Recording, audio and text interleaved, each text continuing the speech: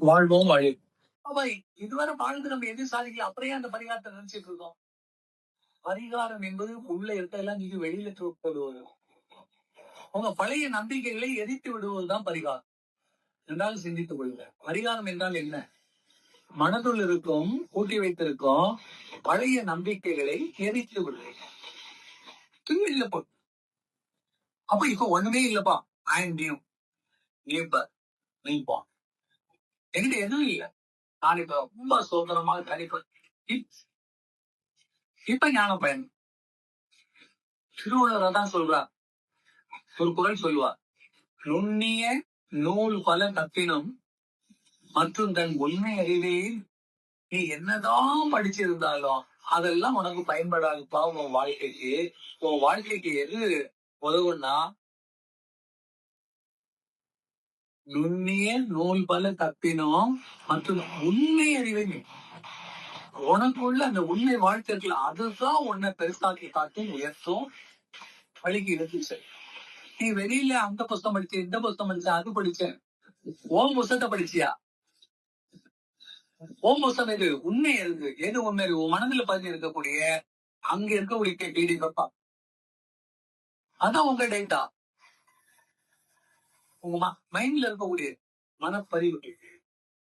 அப்ப அதை ஞானம் மூலமாகத்தான், குரு மூலமாகத்தான் முடியும். அதுதான் உள்பயிற்சி, அகமுக பயிற்சி. அப்ப ஞான பயணத்துக்குள்ள நம்ம போகணும்னு சொன்னா வெளி தாக்கங்களிலிருந்து வெளிவர வேண்டும். இதுவரை நம்ம அறிந்து வைத்திருந்த விஷயங்கள் எல்லாம் துதிப்போம். அந்த ஞான உபதேசம் பண்ணும்போது சில பேர் கேட்பாங்க, அந்த சாமியார் இப்படி சொல்லியிருக்காரு, இதுக்கு முன்னாடி நாங்க இப்படிலாம் பழகிட்டு வந்தோம், இதெல்லாம் சொல்லிட்டு இருந்தோம், இந்த மந்திரம் எல்லாம் சொன்னோம், இந்த கோயில்லாம் போனோம். எழுப்பி அனுப்பிடணும். அவங்க ஏறவே ஏறாது. குருன்னு வந்ததுக்கு பிறகு குருதான். அதுக்கு பிறகு அந்த சாமி பேரு, இந்த சாமி பேரு, அந்த சாமி பேர்லன்னு சொன்னா எந்த சாமியும் உறவாது. அவங்களெல்லாம் தாண்டி இருக்கக்கூடியது குரு. குரு யாரு? இறை.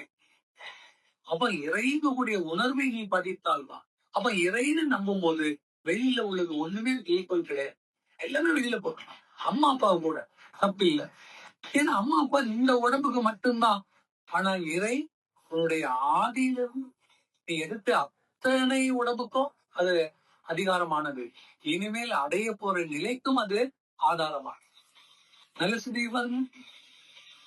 அப்ப இறையை பிடிச்ச பிறகு நீங்க அம்மா அப்பா பொண்டாட்டி பிள்ளை புருஷன் எனக்கு அந்த மந்திரம், இந்த சாமி, இந்த கோயில், அது எவ்வளவு பெரிய ஒரு அறிவியலாம் வளர விடாது.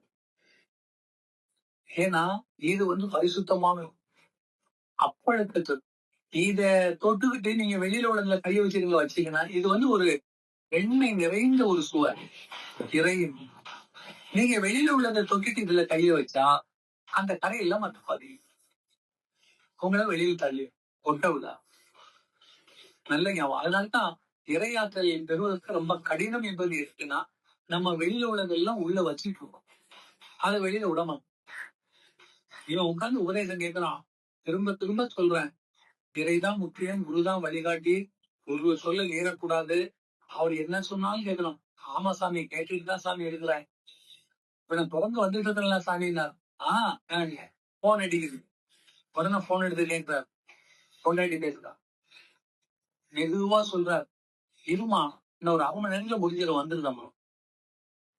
அவன் கத்துறான், அங்க போக கூடாதுன்னு உனக்கு சொல்லியிருக்கேன்ல ஐயா, அறிவு கிடையாது, அவரு போய் பார்க்க கூடாது. ஏன்னா நான் என்ன சொல்லுவேன், இறைதான் முக்கியம் இல்ல, ஆனா குடும்பத்தை கெடுக்க சொல்லல, சேர்ந்து வாழ்ந்துன்னா சொல்றேன். ஆம்பளை வந்தா பொண்டாட்டியும் ஞானத்துல கொண்டு வாங்க, பொம்பளை வந்தா ஆம்பளையும் ஞானத்துக்கு கொண்டு வாங்கன்னு சொல்றேன். அவன் என்ன நினைச்சிட்டா, சாமியாராக்கி விளக்கிடுவாங்க. நானே சாமியாரா? ஆனா அவன் திட்டுது, போகாத எத்தனை ஏமா. இப்ப நீ நான் 1/2 மணி நேரத்துல வீட்டுல இல்லைன்னா நான் தூக்கு போட்டு சேர்த்துருவாங்க. மனுஷன் அப்படியே ஆடிட்டாரு. நான் உபதேசம் பண்ணிட்டே இருக்கேன், கையை தூக்குறாரு. என்னென்ன நான் ரொம்ப அர்ஜென்டா போறேன், சீக்கிரம் போங்க, தொங்கிட போறாங்க. புரிஞ்சு போச்சு நம்ம பேசினா எப்படி அவரு கேட்குதுன்னு. அப்புறம் நினைக்கிறார், மெதுவா காதுல சொல்ற, இறைவனுக்கு தெரியாத உள்ள எல்லாம் தெரிஞ்சிருக்கும், போங்க போங்க போங்க. அன்னைக்கு போனவங்க அன்னைக்கு வருவா. நல்லவன் யாரு நமக்கு போய்க்கிறா? கூட இருக்க பொண்ணுட்டியா போய்க்கிறா நம்ம வளர்ச்சிக்கு. அவளோட இருந்த உனக்கு வாழ்க்கையில என்ன வரும்? சோர்வு மையத்தமா படுத்திருந்தீங்க, அவ்வளவுதான். உன் கர்மம் எப்படி போகும்? நாளைக்கு நோய் வந்தா யார் போக முடியும்? அவன் நோயே உன்னால போக முடியாது. யோசிக்கல. அன்பு பரிமாறிக்கொள்ளலாம். இந்த அன்பும் இறையை நோக்கி உன்னால முடிஞ்ச அளவுக்கு அவனை நீ தூக்கிட்டு போகணும் இறைவனை. அதுக்குள்ள அவனும் சார் மனைவியும் ஒரு ஆன்மாவை இறை பக்கம் திருப்பது என்பது பெரிய தொண்டு. எத்தனை நேரம் மாத்திரமா இல்லையா, பொண்டாட்டியாவது மாத்திருக்கணும். பொண்டாட்டியாவது மாத்திருக்கணும் இல்ல, பெரிய தொண்டு இல்ல. நம்ம மாத்திரதான் நினைக்கிறோம், மாற மாட்டேன்றாத, நம்மள மாத்திருவாள்னு பயந்தா அவன் ஏதோ ஒரு இடையில ஞான பயணத்துல அந்த சிக்கல் வரும். ரொம்ப முக்கியம். ஞான பயணத்துல வெளியில உள்ள பதிவுகள் எல்லாம் இருக்கு. ஏற்கனவே நம்ம கற்றுக்கிட்டது. இப்ப அவன் வெள்ளிக்கிழமையான நான் உபவாசம் இருப்பேன், இல்ல வெள்ளிக்கிழமை காலையிலேயே நான் கோயிலுக்கு போவேன், சாமி எந்த பழக்கம் இருந்தாலும் அது உங்களை கட்டுப்படுத்தக்கூடாது, உங்களை சுதந்திரத்துக்கு கொண்டு வரும். எதை நம்பி நீங்க இல்ல, உங்களை நம்பிதான் நீங்க இருக்கிறீங்க. உங்க உயிர் உங்களோடு ஒட்டி இருக்க வரைதான் நீங்கள். வேற எதை வச்சு பிரயோஜனம். உங்க உயிரையே அவங்களுக்கு அடையாளம் காட்ட முடியாது. அப்புறம் எப்படி? அது எங்க இருக்குன்னு உங்களுக்கே தெரியாது. அது எப்ப ஓடுதுன்னு சொல்ல முடியாது. அப்ப வானத்துல பறந்துட்டு இருக்க பலூன் மாதிரிதான் இருக்கிறீங்க. யோசிச்சு பாருங்க. அப்ப நம்ம எப்படி இருக்கணும்? முடிந்த அளவு நம்மளை பாதுகாத்துக் கொள்ளும். அதுதான் எந்த கர்மாவும் ஒருத்தவங்க யார்ட்டையும் பழகலாம், யார்ட்டையும் பேசலாம். ஆனா உங்க கர்மாவுக்கு இடையில் ஊடுருவ விடாதீங்க. அதை விட பாவம் இல்லை. ஏன்னா உங்களுக்கு இவ்வளவு பெரிய வாய்ப்பு கிடைச்சு நீங்க கர்மாவை போட்ட விட்டீங்கன்னா இன்னும் என்ன பிறவியே சொல்ல முடியாது. எந்த உறவாக இருந்தாலும் சொல்லலாம், உங்க கர்மாக்கு இடையில வெட்டி வீழ்ச்சி தப்பே இல்லை, அது பாவம். ஏன்னா கர்மாவை ஜெயிக்கிறதான பிறவியே, மீண்டும் கர்மாவை கொண்டு வர்றதுக்கா? புரியுதா உங்களுக்கு? அதனால்தான் அந்த பிறவியை மாயை பிறப்புன்னு சொன்னான். மாயா பிறவி. அந்த மாயை பிறவியில நம்ம வெளியில வரணும்னா பார்க்கறதுக்கு ஒன்ன மாதிரியே இருக்கும். ஆனா அதான் மாயை. நல்ல யோசி.